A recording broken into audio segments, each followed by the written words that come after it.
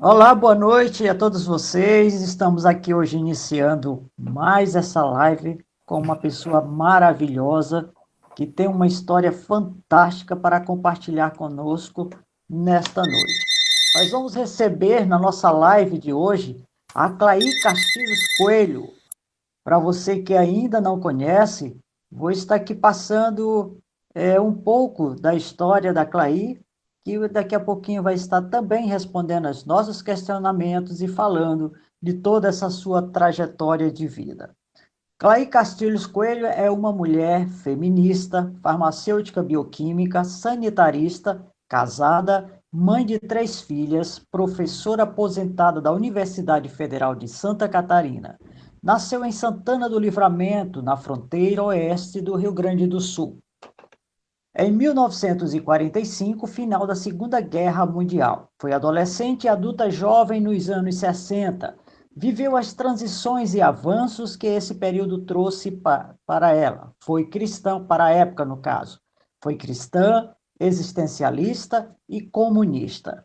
Seguindo a trajetória dos estudantes da época, fez faculdade em Porto Alegre, participou do movimento estudantil contra a ditadura militar, formou na véspera do AI-5 e foi para São Paulo trabalhar sendo a primeira chefe da farmácia do Hospital Heliópolis do INPS.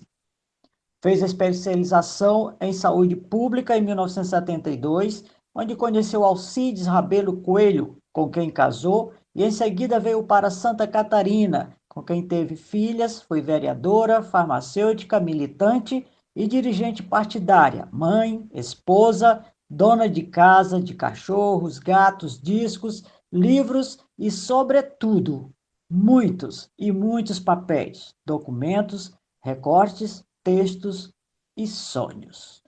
Boa noite, Clay, seja bem-vinda à nossa super live, a maratona de lives, Mulheres que Fazem História na Política Brasileira. O espaço é para você dar uma boa noite aí para os nossos acompanhantes aqui da nossa live de hoje. Tá, ok. Boa noite. É um imenso prazer participar dessa live, ver, inclusive, que existem tantas outras mulheres políticas que também estão participando, né, em diferentes dias, e para mim é um imenso prazer, porque para quem foi professor e política, o que eu mais gosto de fazer é conversar. Então, nós estamos aqui para falar e contar as coisas e dizer das grandes trajetórias do nosso país, de que papel a gente desempenhou, como é que é misturar e compatibilizar política partidária, trabalho, maternidade, casamento, né? Mas, enfim, são essas coisas todas que agora, na pandemia, confinado, eu estou fazendo um balanço. De tudo isso. É. Clay, para começo de conversa, eu vejo aqui que você foi uma mulher muito guerreira. Você viveu momentos assim de história marcante do nosso país. Mas para iniciar, para deixar bem claro, no seu conceito, o que é ser feminista?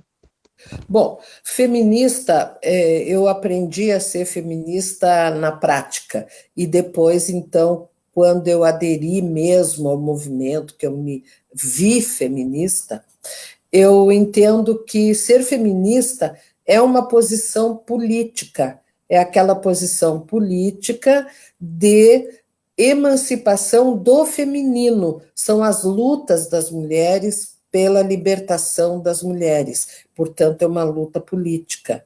E, ao mesmo tempo, discutir todas as discriminações que nós sofremos na sociedade. Então, ser feminista é uma opção política pela libertação do feminino. Ser feminista não tem nada daquilo que é que tirar o conceito, a essência de ser uma mulher normal como qualquer uma outra. Não, para nós feministas, cada um pode ser o que quiser. Inclusive, tem alguns preconceitos. As feministas não gostam de dona de casa, de ser dona de casa, de casar, de ter filho, são contra casamento, contra as mulheres bem bonitas, arrumadas, enfeitadas, como gostem. São homossexuais, são a favor das trans, e um monte de coisas que eles costumam dizer, olha, a essência nossa do movimento feminista, primeiro é que o individual é político, e, portanto, todas as relações interpessoais trazem consigo relações de poder, que é o quê? O branco sobre o negro, os homens sobre as mulheres, os heterossexuais sobre os homossexuais, os jovens em relação aos velhos, os adultos com as crianças, enfim, esse monte de relações que são eivadas culturalmente de poderes. E nós achamos que cada um, cada uma tem o direito de escolher.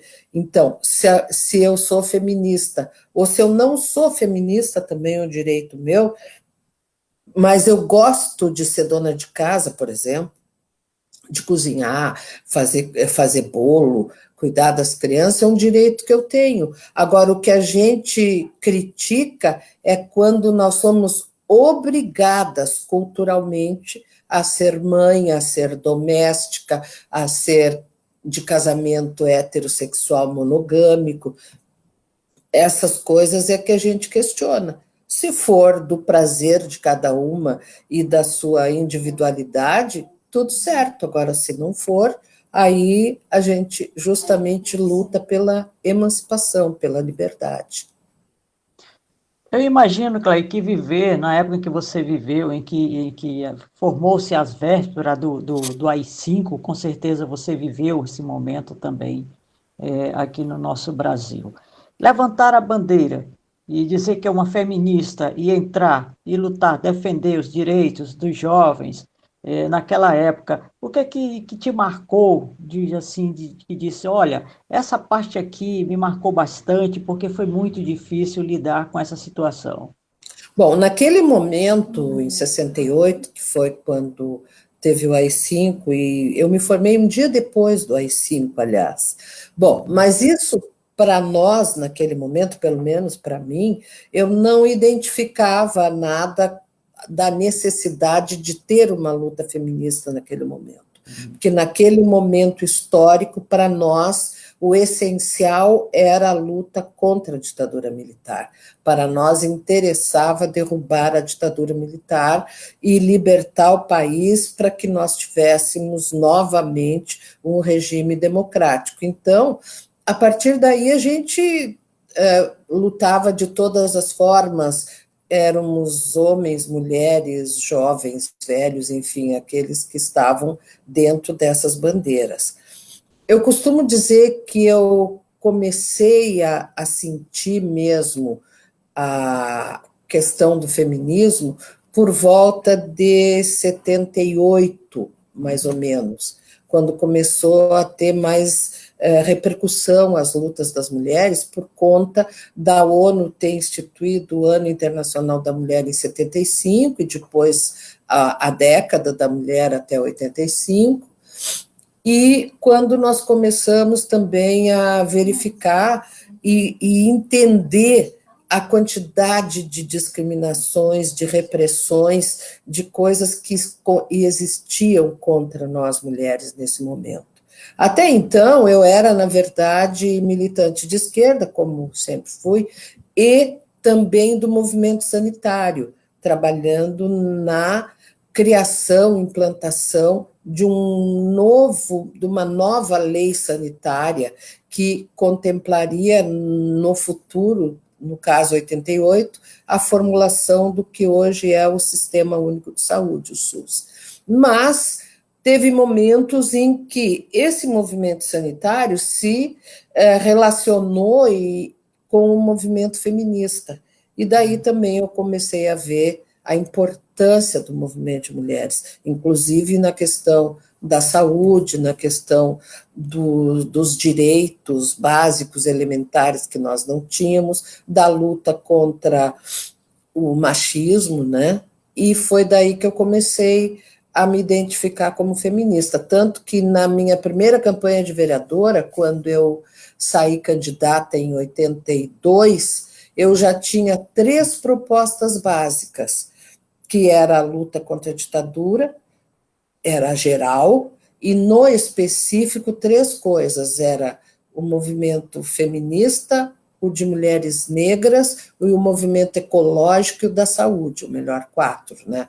Então foram essas as bandeiras básicas do meu da minha plataforma de campanha eleitoral, das minhas propostas. E, claro, uma vez que eu propus algo nesse sentido, é porque eu já acreditava nisso e sabia que precisava, dentro da política, ter uma proposta capaz de oferecer para os eleitores e eleitoras um perfil de candidata que tivesse propostas claras, que as pessoas dissessem, bom, eu vou votar nessa aqui porque eu quero isso, porque eu quero aquilo, porque eu acho que ela contempla as coisas que eu penso, e assim foi feito, e cada vez eu fui me firmando mais nessa linha de pensamento, nessa posição ideológica. Clay, eu só queria fazer mais uma pergunta em relação ao momento em que você viveu, que você participou do movimento estudantil contra a ditadura militar. Que lição você trouxe daquela época para cá?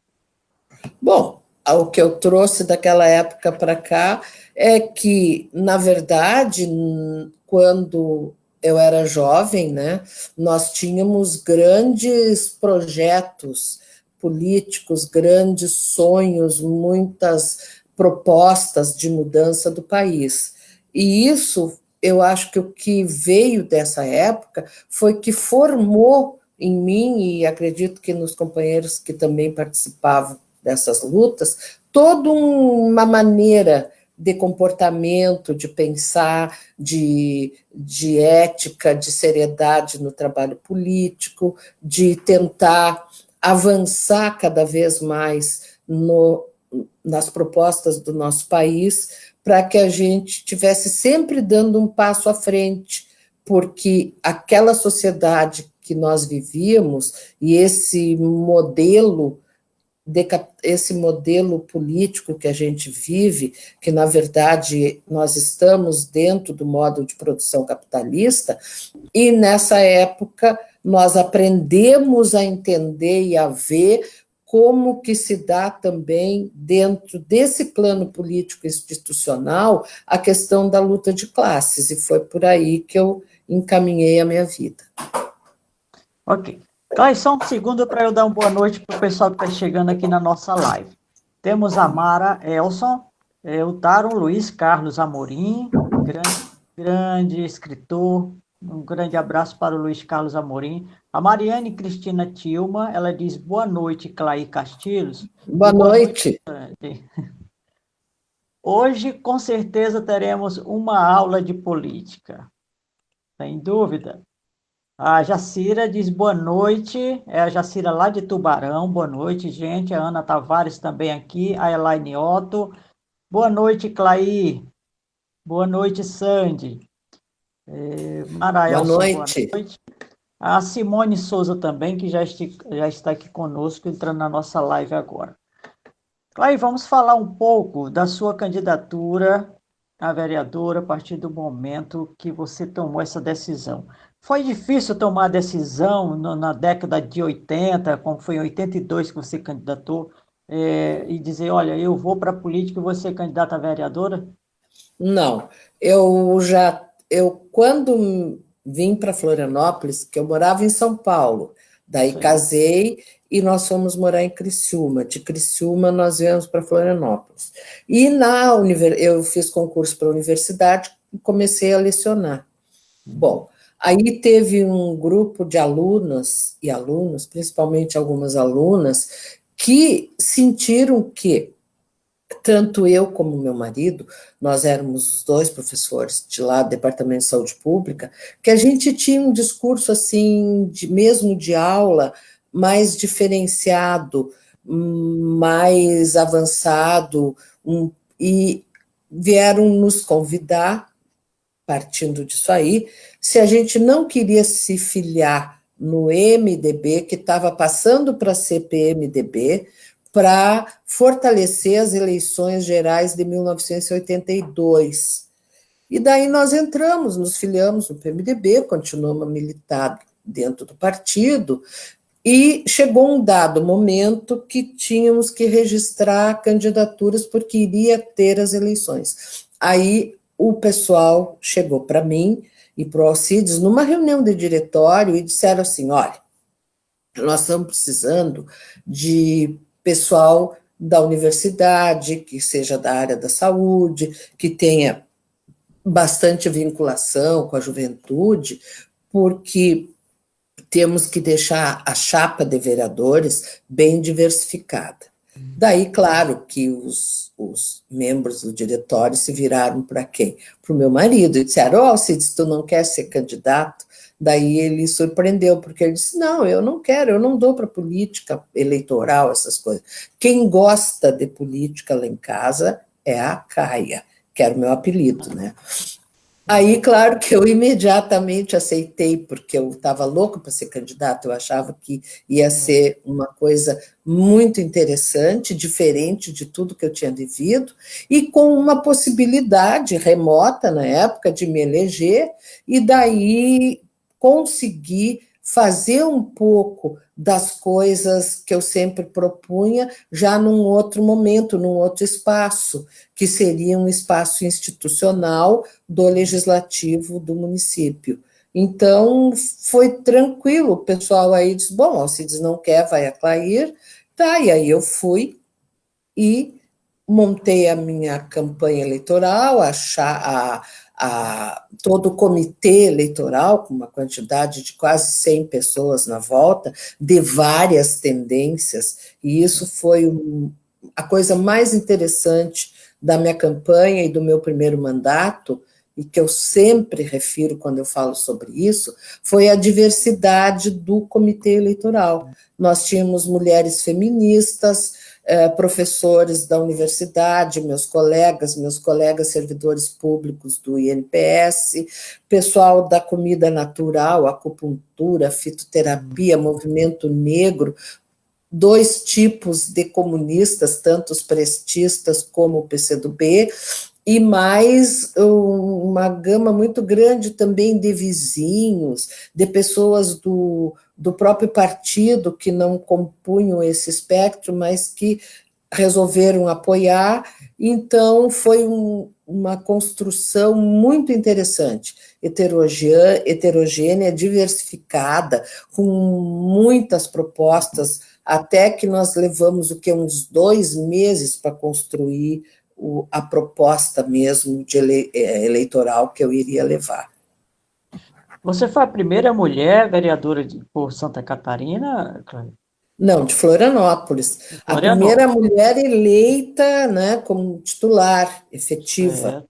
porque antes teve a Olga Brasil, que foi suplente. Foi a primeira como suplente. Agora eu não, eu fui a primeira eleita mesmo. E, nesse sentido, em Florianópolis, em 250... Foram 2 gestões, né? Por 2 2 vezes. mandatos. 2 mandatos que você foi.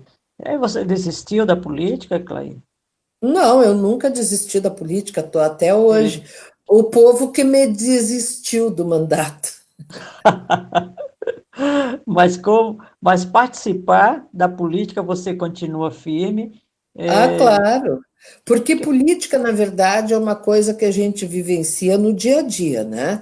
E essa Exatamente. era a minha proposta, inclusive na primeira campanha, que o que a gente dizia? Política é uma atitude, é uma coisa que se faz no dia a dia.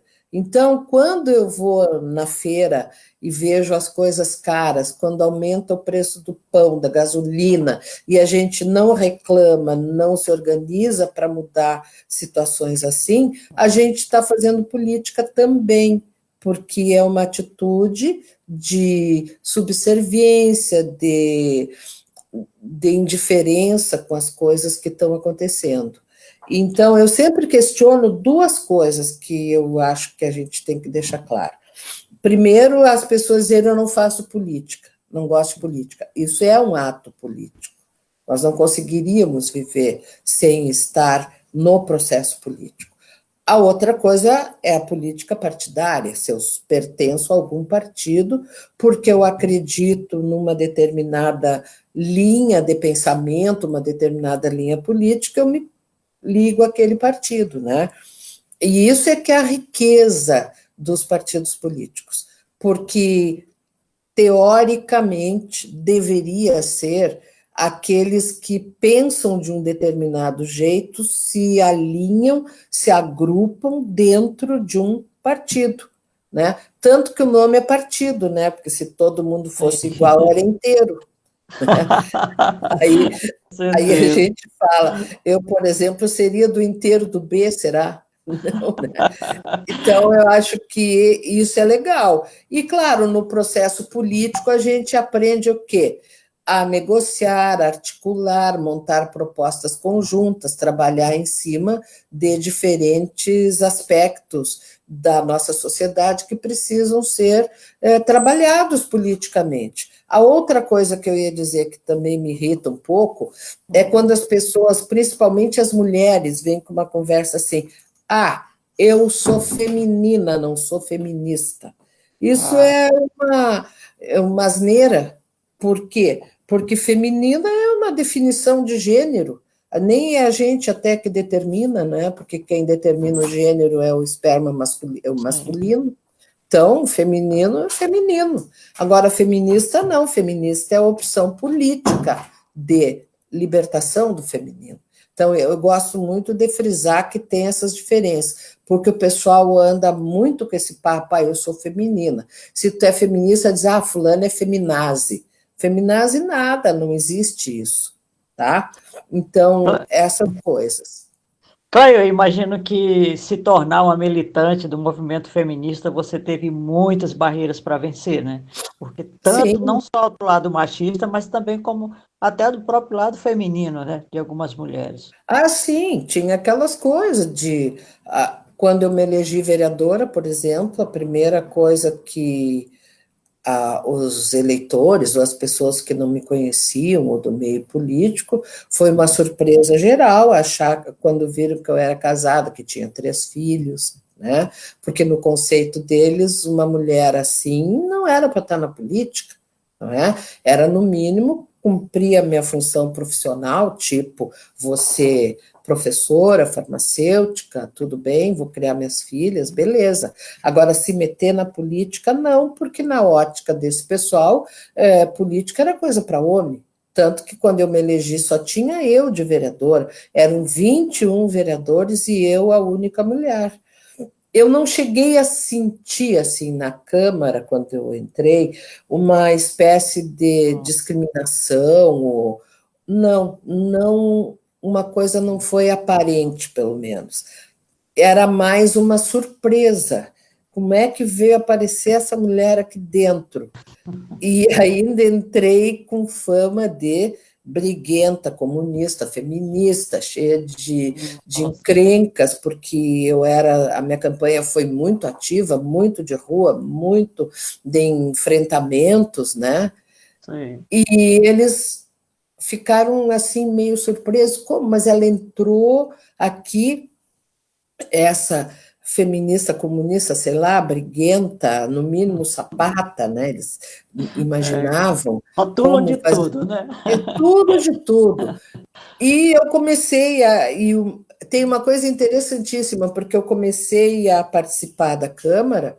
Bom, aquele básico que todo mundo sabe: não tinha banheiro para mulher na Câmara, a minha placa vinha como que vai na frente da bancada, né? Vereador Clair Castilhos. Eu tive que brigar para ficar vereadora, né? E coisas desse tipo. E tem uma coisa interessantíssima, que teve o primeiro Natal que eu passei na Câmara, que teve aquela festa de amigo secreto, né? Sei. Aí os vereadores que estavam organizando entraram num drama terrível, porque eles não sabiam se eu participava com o grupo das mulheres de vereadores e o meu marido com os vereadores, ou se o meu marido ia para a lista de amigo secreto das mulheres de vereadores. Aí, no final, quem resolveu o problema foi ele. Ele disse, não, eu vou para as mulheres de vereador, imagina, fica aí com os vereadores. Homens, era tudo junto, a festa, mas o sorteio dos amigos secretos é que era diferente. Então, era uma coisa estranha, né?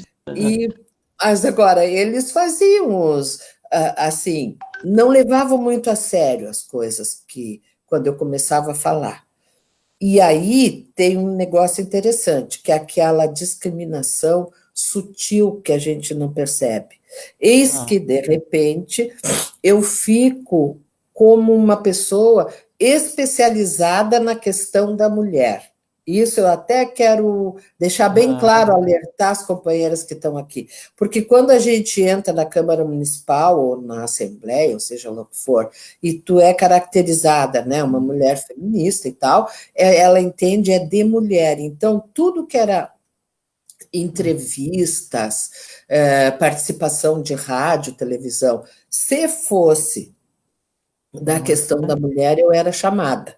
Se fossem outras questões do município, não. Eram os homens. Até que veio a votação do plano diretor dos balneários, que era uma lei polêmica ao extremo, e teve um dado importante, que os grupos do empresariado do município, da construção civil, queriam abrir prédios de 12 andares nas praias do norte da ilha. E aí eu fui contra, e eu era apoiada pelo Instituto dos Arquitetos do Brasil, por alguns arquitetos do IPUF daqui, pelo pessoal do Movimento Ecológico Livre, o MEL, e aí eu pedi vistas em algumas coisas desse plano diretor, e fui contra os 12 andares, fiz um escarcéu geral na cidade, tá? e denunciei que tinha... estavam vendendo voto e não sei o quê, os meus colegas ficaram indignados, né? Como que chega falando uma coisa dessa? Bom, mas passou os 12 andares. Passou porque eles eram maioria absoluta, eram dos 21 vereadores, só tinha 8 do MDB na época, do PMDB, e desses nem todos eram a favor da limitação do número de andares nas praias. Eu sei que passou. Mas o presidente da Câmara e os outros ficaram tão desgastados com essa história que uns 2 meses depois o próprio partido do governo entrou com uma emenda e passou a 4 andares nas praias. Então foi uma vitória de segundo tempo, como se diz. O que deixou muito claro que se tu tem apoio popular, se tu tem movimentação, se tu tem uma causa justa, razoável, para informar para as pessoas do município, há uma adesão a essa causa. E isso aí foi muito legal. Só que aí aconteceu um fenômeno, né? Nunca mais, praticamente, eu fui chamada para nada, nem para coisa de mulher. Sumi do noticiário, para ser aquela vereadora que ia passar em branco, né? Mas acabei não passando em branco, porque eu sempre estava com uma proposta ou outra que era de interesse geral da comunidade, e eles eram obrigados a entrevistar. Mas, Clay, como foi isso para você, essa vitória toda, chegar naquela época a ser eleita mulher, a primeira mulher vereadora de Florianópolis? Eu achei bárbaro, adorei ser a primeira mulher vereadora, adorei ser eleita. Quem é que não gosta de ver que há um reconhecimento dos companheiros e da população em relação à tua pessoa, né? E as propostas que tu está levando. Eu achei muito bom.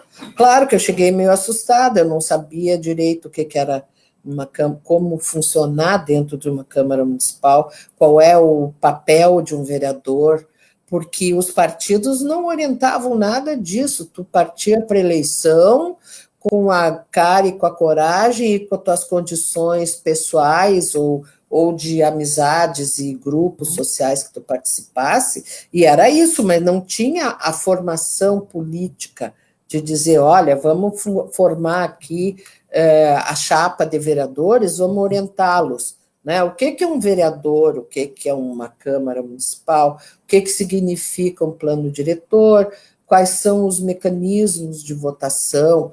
Tanto é que, como eu era de oposição e às vezes eu queria informações da prefeitura sobre alguma coisa referente a alguma secretaria, em vez de eu fazer um requerimento normal para o prefeito, ou melhor, para aquele secretário da área que eu estava interessada, para ele vir à Câmara e prestar esclarecimentos, não, eu achava que a gente nem tinha esse tipo de poder, até porque estava no período da ditadura. Mas aí sempre tinha um conhecido, um amigo, que é lá daquela secretaria, ele me conseguiu os dados disso e daquilo. Quando, na real, eu teria poder, pelo mandato, né, eletivo e da Câmara Municipal, de solicitar que o secretário da área mandasse as informações oficialmente. E isso eu fui aprendendo ao longo do meu mandato. Foi uma coisa que ninguém explicou, ninguém orientou. Clay, como você vê hoje a situação da mulher, a dificuldade que tem de se eleger, de termos mais mulheres eleitas nos cargos eletivos? O que você acha que deveria ser feito? Como você vê essa questão, de uma forma geral? Bom, eu acho que é uma questão da nossa formação histórico-social, porque o Brasil é um país de formação, né, capitalista, patriarcal, que tem uma forte discriminação sobre mulheres, negros, homossexuais, indígenas, quilombolas, a gente está vendo os exemplos aí, e, ao mesmo tempo, uma forte influência de grandes grupos econômicos escolhendo seus candidatos aos quais eles irão bancar as candidaturas, não é? Então, isso limita, porque geralmente eles vão para onde? Para aquele candidato homem que tem uma maior possibilidade de se eleger. E, em relação às mulheres, um dado claro que tem é a quantidade de vereadoras, deputadas e candidatas laranjas que a gente viu por aí, que é a péssima estrutura dos partidos, que pegam as mulheres somente para completar a chapa, ou então, quando querem formar o diretório municipal, estadual, sei lá, da sua região, leva o cara que quer ser presidente ou que é uma grande liderança, ele leva a mãe, a irmã, a esposa, a empregada doméstica, a comadre, tudo, e filia no partido. Aí parece que tem um monte de mulher filiada, mas, na verdade, são aquelas pessoas influenciadas por aquele que as filiou. Então, esse é um trabalho gigantesco que tem que ser feito. As mulheres e os homens também, no sentido da gente ter câmaras municipais, assembleias e Câmara Federal, Senado, com mulheres que realmente representem as mulheres, representem as políticas mais avançadas. Porque se a gente olhar o quadro da Câmara Federal nos dias de hoje, ou mesmo na Câmara Estadual daqui, tem algumas mulheres que se elegeram, que são até novidade na política, inclusive, principalmente na federal, que são lamentáveis do ponto de vista político. São pessoas despreparadas, reacionárias, retrógradas, de muito baixo nível intelectual, inclusive. Então, não sabem manter uma discussão, só sabem bater boca nas redes sociais, e na falta de argumentos são aquelas agressões pessoais que não levam a nada. E isso ficou muito claro nessas mulheres, em geral, do PSL, que se elegeram, que ficou muito, muito ostensivo na Câmara Federal. Tanto é que nenhuma tinha proposta nenhuma, que hoje estão tudo brigando, indo cada uma para um lado, claro que todas para o lado da direita, mas com diferentes matizes. O que você acha que poderia ser feito para mudar essa visão das mulheres em relação à política?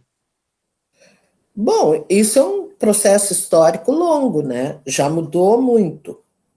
Se nós olharmos, a gente só começou a votar a partir de 32, então, até aí nós não votávamos, depois eram só as mulheres casadas com autorização do marido, aquelas viúvas que tinham herança, né? E depois foi avançando. Mas teve lutas importantíssimas, por exemplo, das sufragistas, que é um marco dentro da luta das mulheres, né? Então, isso é importante. Agora, o grande trabalho terá que ser feito tanto pelos partidos como por nós mulheres mesmo.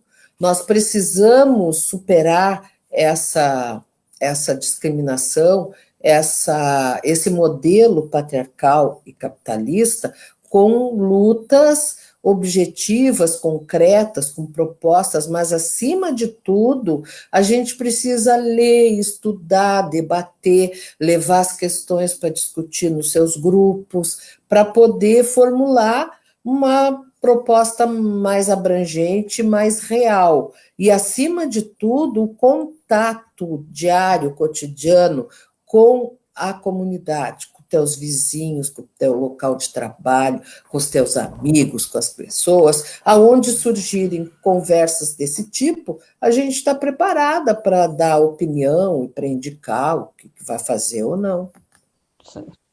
Clay, vamos dar boa noite, tem mais pessoas aqui nos acompanhando na live de hoje. A professora Elisete Lanzoni Alves, ela diz que Clay Castilhos faz parte da história política de Santa Catarina. Opa! É o que é reconhecimento, né? Você fez história. Então, é legal, né? Exatamente. A Marlene diz, boa noite, mulheres. Clay, saudades de ti, pertinho. A Clarice Castilhos diz, parabéns pelo teu trabalho. Temos mais boa noite. Essa é sua irmã, né? De Porto Alegre. Ah, que legal. James Lopes está aqui conosco, Edinho Oliveira, Célia Fernandes diz, minhas queridas, só agora estou chegando, seja bem-vinda, Celínia. Isadora Castilhas, manda aí um dedo de legal. A Isadora é minha filha, essa é sua filha? Comprometida. Que bom, que legal. A Celinha Fernandes diz, sou super fã dessa mulher. Sua super fã, Célia Fernandes. Opa, eu também, ela é minha colega. É minha colega da Casa da Mulher Catarina. Nós temos um grupo feminista que fez 30 anos esse ano e a Celinha faz parte. Aliás, somos 6 na Casa da Mulher, a Celinha, eu, a Neuza Dias, que também é do fórum aí, a Vera Lúcia Fermiano, a Selma Adão, a Maíra Castilhos Coelho e a Isadora Castilhos Coelho. Somos todas da Casa da Mulher Catarina. Que é um grupo feminista autônomo. Parabéns, belo trabalho. Legal, as mulheres da casa são joia. A Maíra Castilhos também está aqui, mandando coraçãozinhos. Opa! Ana Candelmo também está entrando aqui. Boa noite, Ana, seja bem-vinda. Isadora Castilhos, mãe, parabéns. Ótimo, obrigada. Ana Candelmo, MDB Mulher Floripa está presente, seja bem-vindas. A Gleia Prazeres, também presente aqui na nossa live, nós agradecemos a participação de todos vocês. Só lembrando que sábado, amanhã, às 16 horas, eu vou estar fazendo uma live com o consultor político Helder de Carvalho, ali de São Paulo. Ele que vai estar falando para os gestores como conduzir ou como gerenciar esse momento de crise na pandemia. Continuando aqui com a querida Clay Castilhos, papo bem legal, Clay. Por mim, a gente ficava a noite toda aqui tomando um cafezinho e conversando, viu? Assunto eu também sou do papo, pode deixar. Clay, onde você encontrou mais resistência para ser candidata a vereadora? No partido, em casa ou na própria sociedade que era bem conservadora naquela época? Olha, eu acredito que foi mais na própria sociedade, né?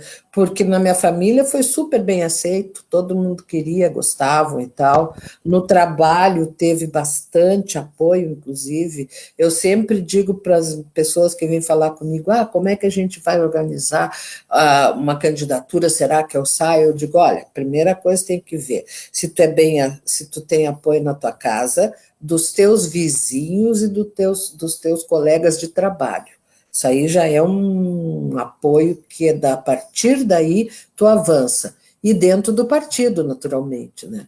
Mas eu não senti tanto, é que a sociedade como um todo me via ou rejeitavam a candidatura, ou apoiavam porque eram da mesma linha, ou porque gostavam do meu discurso, das coisas, e uns até achavam uma coisa meio folclórica, sabe? De, né, tá lá a mulher, vamos ver. Então, mas eu não sei, no período eleitoral, eu não senti tanta coisa assim, e nem quando entrei na Câmara, porque, na verdade, o nosso foco era a luta contra a ditadura. A questão feminista mesmo aflorou depois de 80, 82. Não, 83 por aí. Certo. Para mim, né? Porque a luta feminista é antiga, mas eu digo que eu comecei a sentir uma certa pressão e rejeição nisso aí. E por que nos espaços de poder vem essa rejeição? Porque, na verdade, tu está ocupando um poder que era masculino, é até matemático, tu vê. Quando eu entrei, eram 21 vereadores, tá? Homens. Quando eu entrei, passou a ser 20, e uma mulher. Aí, à medida que entra mais mulher, tem menos homens, né? Na verdade, o que a gente precisa é que seja mais equilibrada essa distribuição, que ela seja, digamos, não tão assimétrica na direção das mulheres. Lá em 82, até um amigo recentemente que eu reencontrei, me lembrou bastante. Sandy, lembro muito bem de você atuando na campanha de 1900, na época de anos de idade. Já entrava, participava da campanha, mas nem eu mesmo sabia que eu estava ali fazendo um papel de consultora política e fazendo o marketing político daquela época, né? Era muito jovem ainda, mulher, mas que naquela época ainda me reconheceram como oradora. Então, Olha, os políticos achavam que a Sandy, a jovem que estudava, e quando chegava lá, podia levar para o palanque para falar, né? Mas eu me lembro bem que havia uma grande resistência ainda, mesmo em 1982, o fato de você ser mulher, você estar ali no meio dos homens, é como se você estivesse disputando um lugar onde eles consideravam que era apenas do homem e que a mulher não poderia. Eu sei porque também eu tive essa resistência de mostrar para as pessoas que eu também tinha capacidade, né? No caso, quando comecei a filmar, eu fui a primeira cinegrafista no Maranhão. Então, olha, quando eu chegava nos eventos com aquela câmera pesada no ombro e um graveto, alguns me olhavam com espanto e diziam: Nossa, as mulheres às vezes chegava perto de mim e dizia: Nossa, você é uma mulher e está filmando? Que legal. Já outros homens ouviam muito bem: O que que essa menina está fazendo aqui? E chegava para mim e dizia assim: O que que você está fazendo aqui? Isso é coisa de homem, sai daqui. Né? Então, 82 não é uma época muito distante, mas a gente já sofria esses preconceitos, né? Muitas vezes. E hoje, pelo fato, ainda isso a gente vê que prevalece nas pessoas. Então, o que que você diria assim? Mulheres, está na hora de você mostrar, parar de ter medo, ter coragem, mostrar que você também tem coragem, que você é corajosa e que você tem capacidade para exercer qualquer que seja o cargo eletivo no processo eleitoral. sim, eu acho que as mulheres em geral já estão percebendo claramente isso, e as mulheres de partidos políticos mais ainda, né? Porque abriu muito, houve muita participação das mulheres e muito protagonismo também nas eleições. Isso notadamente depois da eleição da Dilma Rousseff, que foi a primeira presidenta do país, e que teve um ministério quase que meio a meio de homens e mulheres.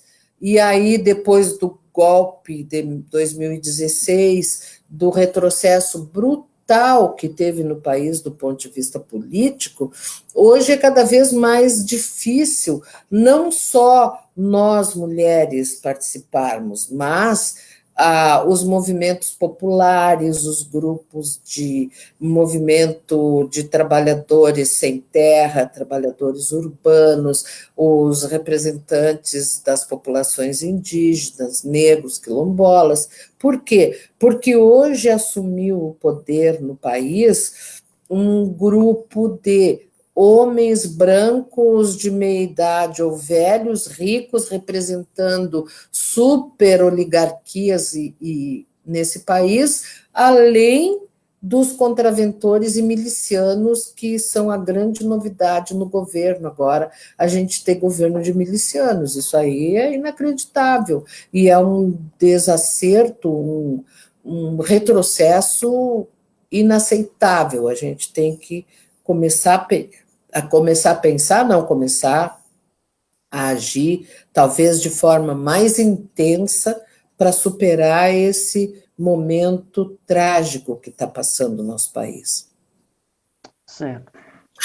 Há uma preocupação que nós vimos muito na mulher em relação aos recursos para uma campanha eleitoral.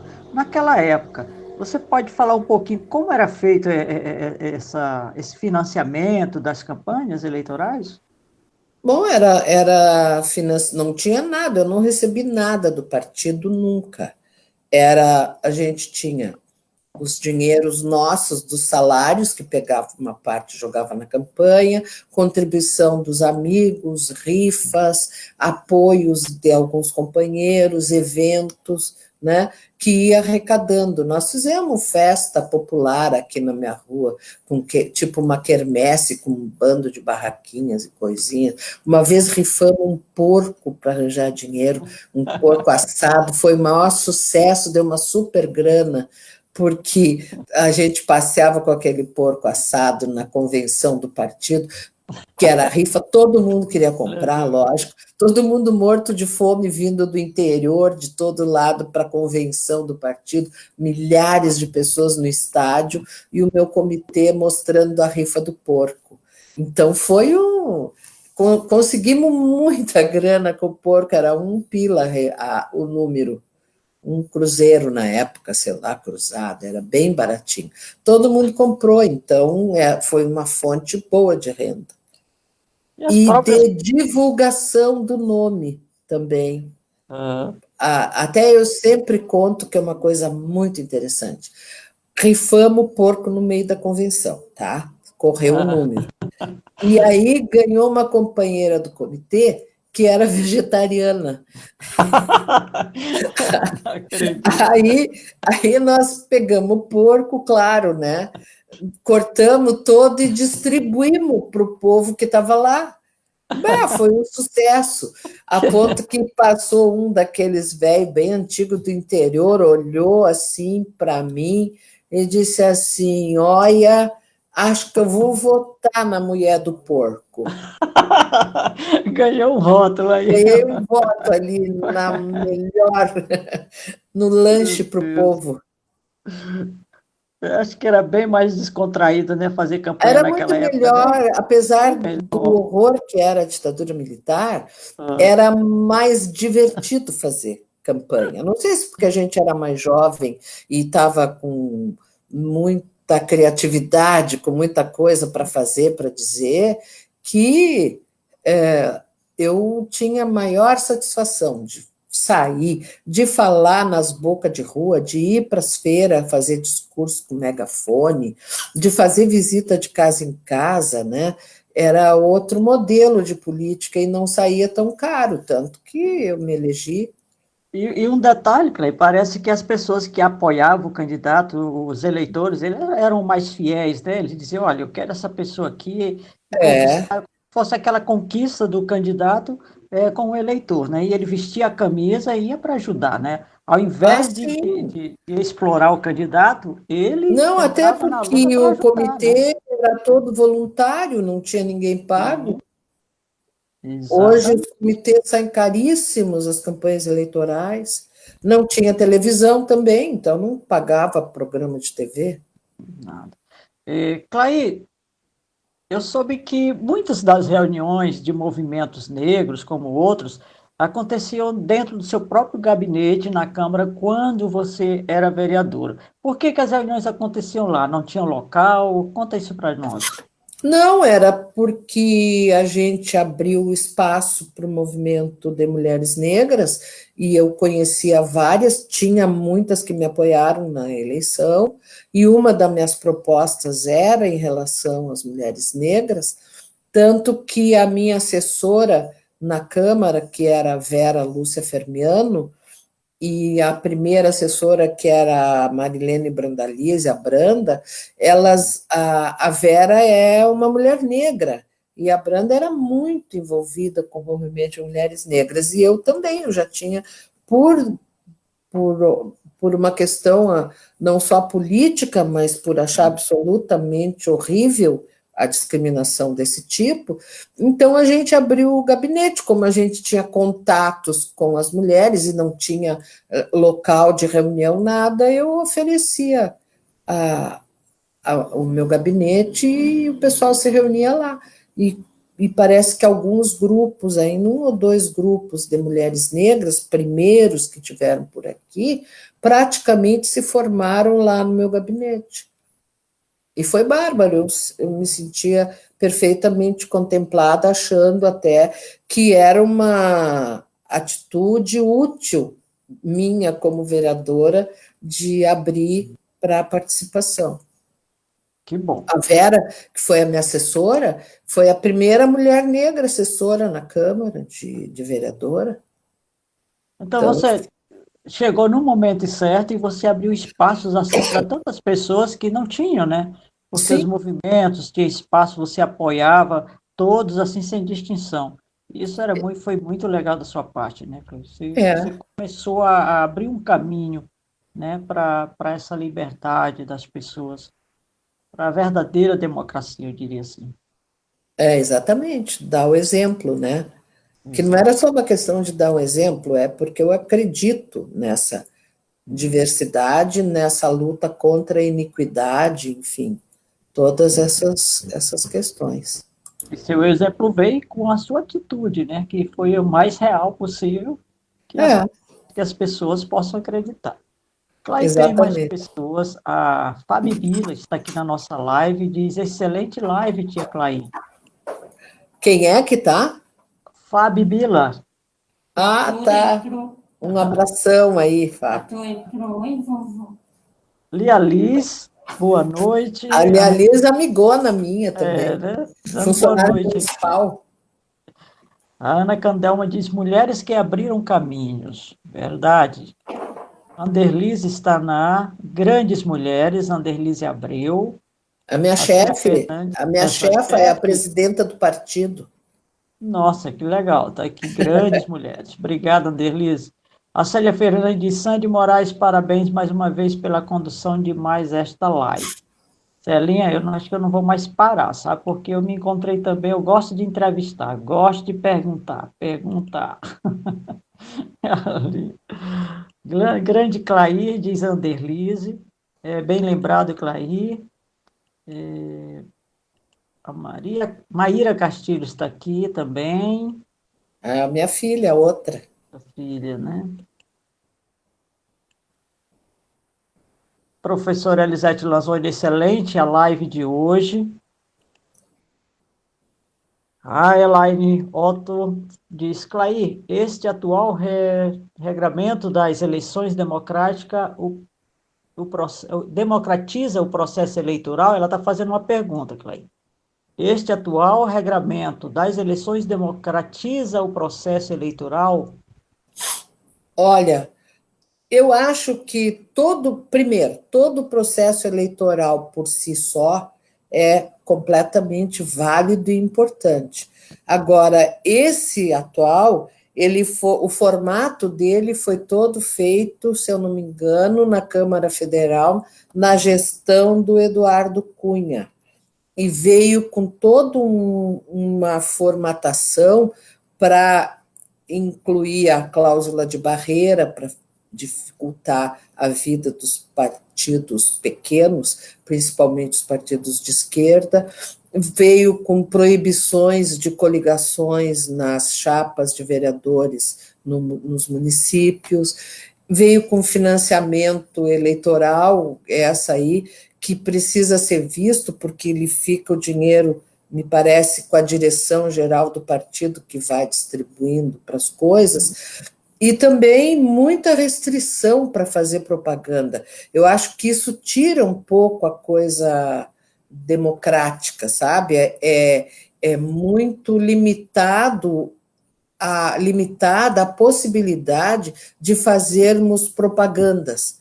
Quando eu fui candidata, por exemplo, se fosse hoje, já tinham me caçado na campanha, porque a gente pichava muro, pichava poste, distribuía. Eu fui várias vezes presa por estar distribuindo panfleto dentro das repartições públicas, que era proibido, e ainda é, mas a gente encarava. Agora, hoje não, e também porque está muito limitado também o tempo de televisão. Sim. E como a gente não tem muito dinheiro para fazer também outro tipo, depende do tamanho, do tempo do partido, que vai dar um espacinho para cada um falar 30 segundos, 15 segundos. Então, ela é menos democrático também, porque prejudica o candidato novo, aquele ou aquela que não é conhecida ainda, ou conhecido, porque tem muito pouco espaço de exposição. Então, há necessidade de ter comitês fortes, integrados, combativos e com muita capilaridade na sociedade, no bairro, nos serviços, nos lugares onde possa entrar com as propostas desse candidato, apresentar e tudo isso. E um dos fatos, né, Clay, que levou essa redução toda de horário eleitoral e tudo mais, são a quantidade de partidos hoje, né? Hoje nós temos aí resultado de 35 partidos, né? Exatamente. E muitos são meramente cartoriais, só para ter o fundo partidário. Exatamente. Querida Clay, nós estamos chegando ao final, infelizmente já estamos aí com 1 hora e 4 minutos Opa, conversando, né? é, Passa muito rápido quando a conversa é boa, certo? Vou ver só quem está mais aqui para a gente chegar no final da nossa live de hoje.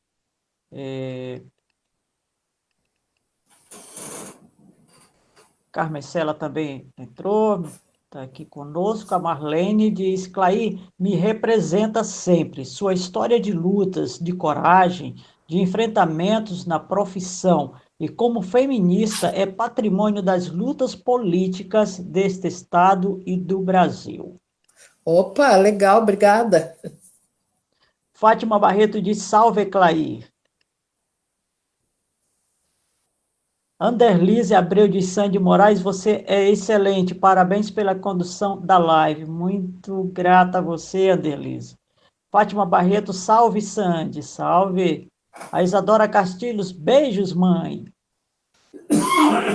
Bom, são essas pessoas que estão conosco. Nós agradecemos a participação de todas.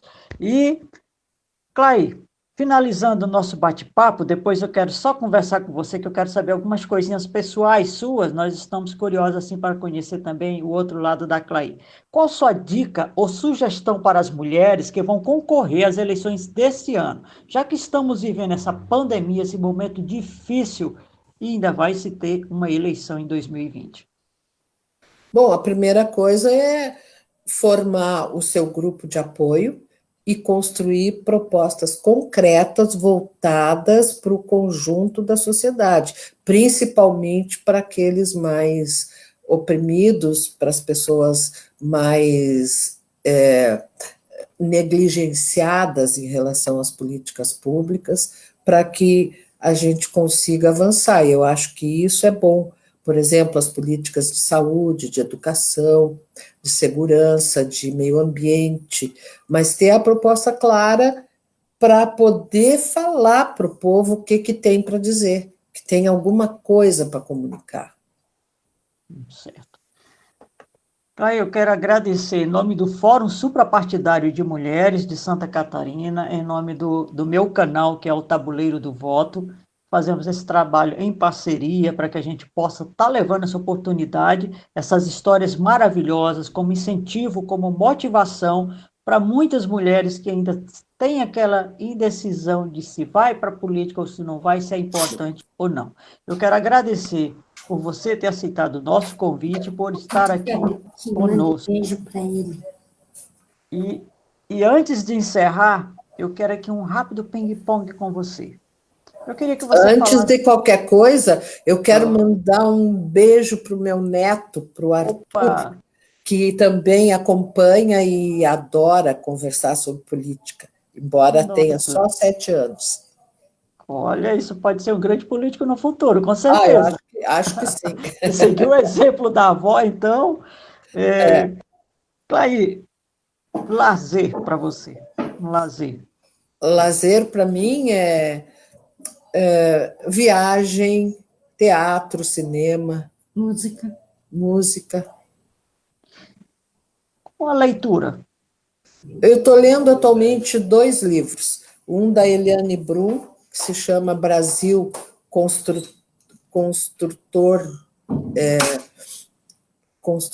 de Fracassos, uma coisa assim, o título. Não, Construtor de Ruínas, Brasil, da Eliane Brum. E um outro que eu estou lendo, da Nelly da Pinhon, que se chama Uma Furtiva Lágrima. Música.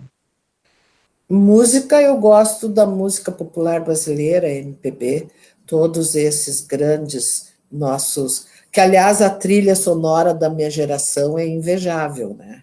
Sim. Aí nós temos o Chico, o Milton, o Caetano, toda essa gama enorme, e gosto também de música erudita. Um filme. Filme que eu vi, gostei, Bacurau. Certo. Um prato. Prato? Puxa, para fazer uma pergunta dessas para uma gorda, eu vou passar o resto da live te dizendo o que eu gosto. Mas, em geral, eu gosto de pratos de carne, gosto de uns pratos que o meu marido faz, tipo um bacalhau a 7 céus, ao 7º céu, que é bárbaro, e gosto de carnes, churrascos. E o porco assado. Você comeu também? Não, aquele sim, com certeza. Um lugar, Clay. Lugar é Florianópolis, né? Um sonho. Sonho o socialismo Lugar de mulher. em todo lugar. Uma frase. Olha, nós mulheres não vamos permitir que este governo de hoje transforme o Brasil numa franquia do inferno. Ótimo, excelente.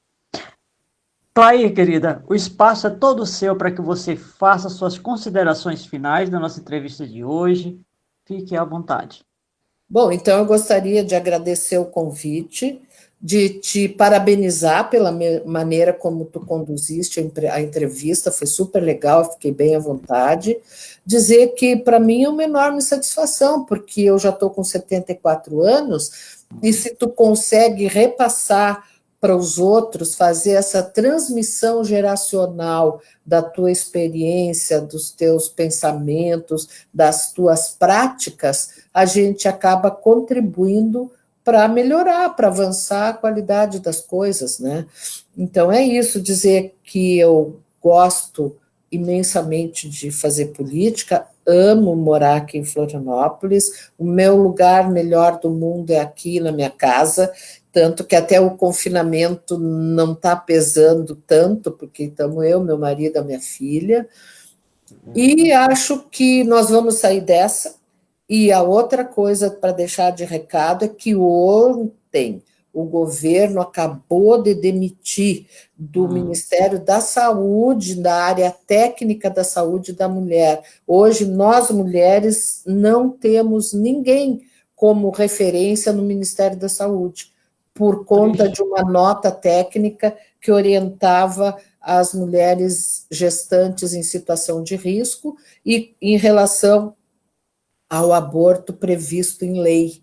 Parece que o Bolsonaro leu ele não lê, mas parece que um deputado federal deles ficou irritadíssimo de ver que tinha uma norma técnica que falava de aborto, contou para o presidente, ele ficou indignado, demitiu a área técnica.